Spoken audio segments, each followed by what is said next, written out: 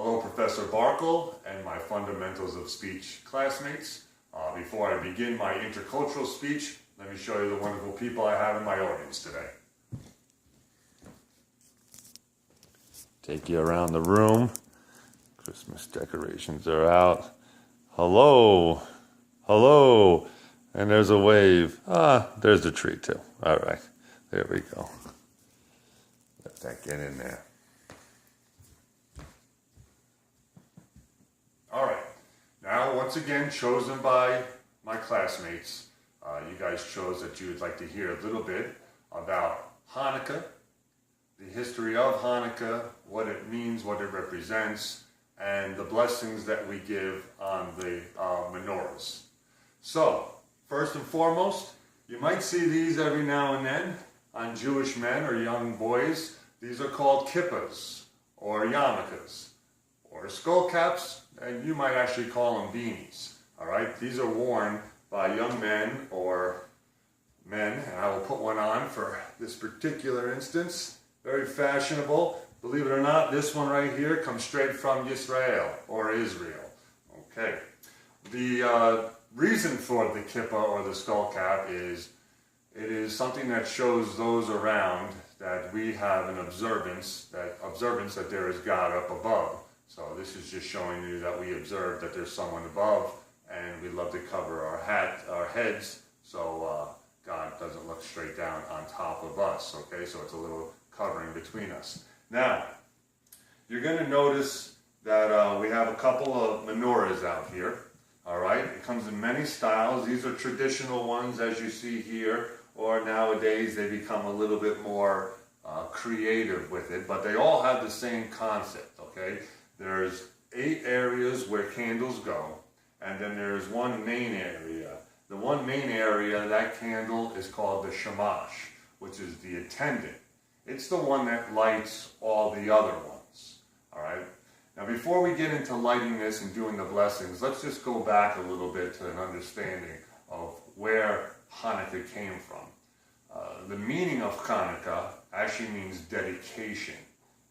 We call this holiday the Festival of Lights because it deals with 8 nights of candle lighting, and this is the reason why.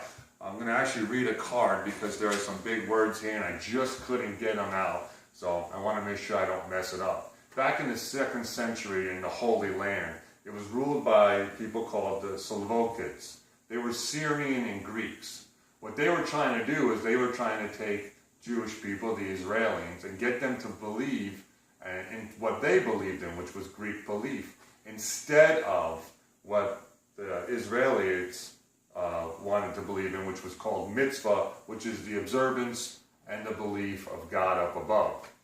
So what happened actually was one band of faithful Jewish people led by Judah the Maccabee decided to go against them and to fight them. They fought one of the greatest armies that was on the face of the planet at that time, and they won. They actually drove the Greeks out of the land, and they recaptured their temple. And then they rededicated it to the service of God, this temple being in Jerusalem, which is the holiest of lands. When they sought light, and they sought to light the temple menorah, they only had enough olive oil, cruised olive oil, for one night. The other olive oils were contaminated by the Greeks, so they couldn't light except for one candle. Believe it or not, that one candle, and this is where the 8 days comes in, lasted 8 days, 8 nights, before they could finally get more oil, and through the rituals and purifications, then they were able to use it and, of course, get more light. But that one little bit of oil lasted 8 nights, hence the Festival of Lights, and the reason why we had the menorah to dedicate it to each one. So getting back to the menorah, as I stated before, you have 8 candles, 8 lights, representing each night that oil stayed lit, and the shamash. Now the shamash, and a menorah like this, you'd light it, and then this would light all the other ones. Now, of course, on the first night of Hanukkah, you only light one candle, all right?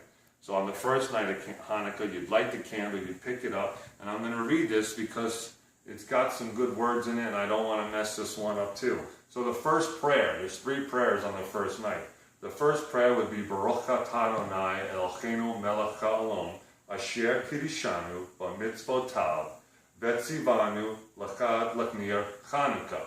Translation, blessed O Lord, our eternal God, King of the universe, who has sanctified us with his commandments and commanded us to kindle the Hanukkah light.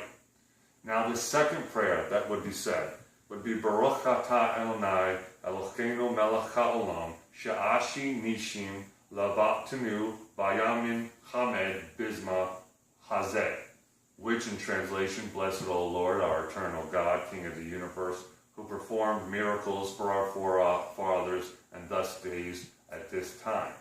And the third one, which is only stated on the first time you light the menorah, and it's the only time it is done, is Baruch atah Adonai Eloheinu melech haolam shehachani v'kikmanu v'higenu lizman hazeh. That's a lot right there. Blessed our God, our eternal Lord, King of the universe, who has granted us life, sustained us, and enabled us to reach this occasion. Now, I was brought up Jewish and Catholic, so I got Hanukkah and Christmas. Something that my father did during Hanukkah was we'd all sit down at the table. We're young kids at that time, so we're very gullible, and he would knock underneath the table. He would make it seem like somebody was knocking at the door. So we'd go, and we'd open the door, and the spirit of Hanukkah, the Hanukkah angel would come in, and miraculously, that night there was presents. Don't know where they came from, of course, at that time. And then we'd give each other a present each night, and we'd do it for 8 nights. So that's the story of Hanukkah. That's how I celebrated it. That's where it came from. It's a very, very old holiday, but one of the least important ones, believe it or not, in the Jewish religion. So I hope I taught you something. I hope you enjoyed it. I hope you liked watching me wearing my kippah or skull cap. This is not part of the speech, but I want to wish you guys the happiest and healthiest of holidays. This has been an awesome class. I enjoyed watching all your videos. Very proud of you guys, and I wish you nothing but the best. Let me show you my audience before we leave. Okay, here they are. All right. Once again, everybody, thank you so much, and have a great holiday season.